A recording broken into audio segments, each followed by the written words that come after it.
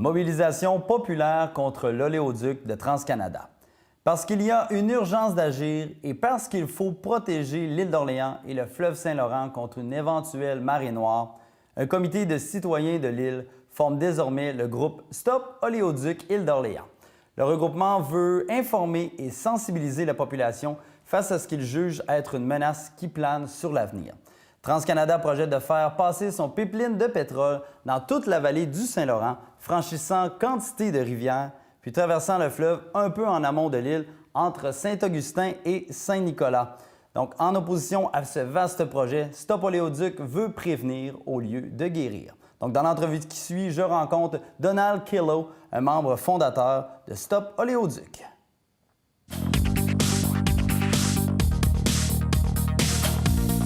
Monsieur Killow, bonjour, comment allez-vous? Ça va bien, merci. Vous-même? Oui, super bien.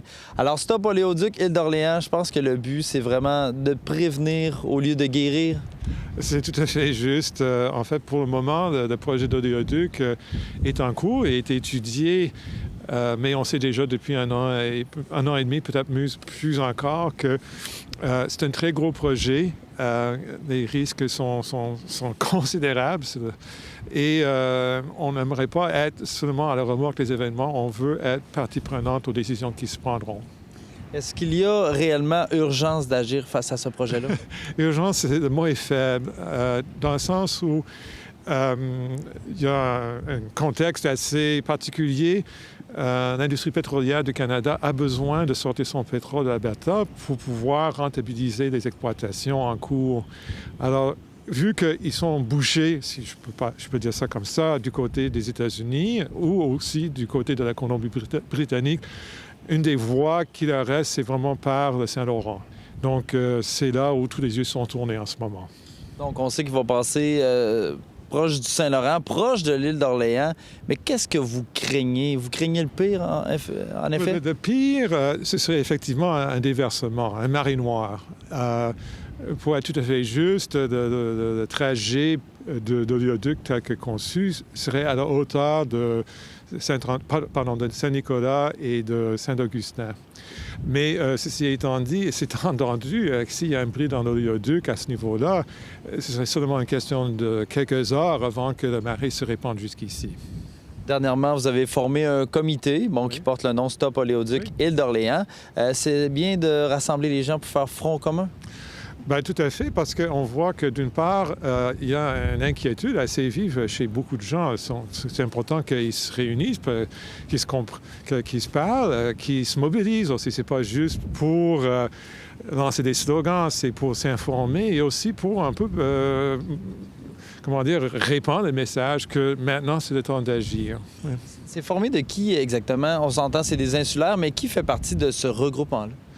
Ouais, vous savez, ça fait seulement à peu près 2 mois qu'on s'est formé. Mais déjà, on a plus de 20 membres. Il y a, entre autres, peut-être une autre quarantaine de personnes qui suivent nos activités par courriel et ensuite, peut-être 75 personnes qui sont des amis par Facebook. Alors, les gens, si vous voulez savoir, on s'est comme connus par toutes sortes de liens sur l'île. Ce sont les gens de tous horizons, des retraités, il y a des professionnels, il y a aussi des gens actifs dans les organismes communautaires, de toutes sortes de personnes. Est-ce que c'est les gens aussi qui sont opposés au port méthanier-Rabaska? Il y en a beaucoup de grands groupes qui ont eu cette expérience-là de s'opposer au port méthanier. Oui, c'est un fait. Bon, le but, je sais que c'est d'informer, de mobiliser les gens. Comment vous comptez y prendre pour arriver à vos fins? Bien, je dirais que ça va se voir, ça va se concrétiser dans le temps. Dans le moment, nos efforts sont concentrés surtout sur le marche climat-action qui aura lieu dans environ même 10 jours environ. Après ça, c'est entendu que nous aurons à nous organiser pour organiser des assemblées de cuisine, des séances d'information dans les lieux qui veuillent bien nous recevoir. Ensuite, vous savez très bien, il y a des élections fédérales qui s'en viennent au mois d'octobre. Alors, ce qui fait que là, on a beaucoup de boulot devant nous, contacter des élus, des candidats et leur demander vraiment de prendre position clairement contre ce projet-là. Pensez-vous que les gens sont sensibles à ce que vous défendez? Curieusement, plus qu'on pourrait penser. Et on a vu déjà depuis un an et demi, surtout avec ce qui s'est passé avec le projet initial à Cacouna, il y a eu comme un réveil. Et à mesure que des échéances s'approchent, il y a l'Office national de l'énergie qui se penche sur le sujet. On attend le déclenchement des études par le BAP, par le gouvernement provincial. On va voir que de plus en plus les gens vont être sensibilisés à cette question-là. Parler de sensibilisation, surtout lors de la marche Action Climat qui va avoir lieu le 11 avril prochain. Parlez-nous-en un peu. Oui, d'accord. C'est une marche qui est censée attirer tous les groupes, tous les individus qui s'opposent, entre autres, à la construction de l'oléoduc, mais aussi qui sont très préoccupés par des questions des changements climatiques. Alors, le 11 avril, ça a été choisi, non pas par hasard, mais parce que le 14 ou le 15 avril, il y aura la rencontre des premiers ministres des provinces canadiennes qui vont justement se débattre de ces questions-là. Et c'est important qu'ils sachent qu'il y a des gens qui les suivent et qui veulent aussi qu'ils tiennent compte un peu de cette opinion opposée aux oléoducs.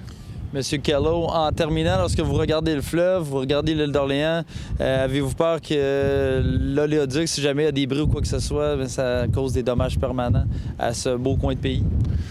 Mais c'est entendu. C'est que il n'y a pas de zéro risque, risque zéro comme on dit, et on voit le problème particulier avec les oléoducs, c'est que des dommages sont très importants. Il n'y a pas de bruit d'oléoduc qui ne cause pas de catastrophe.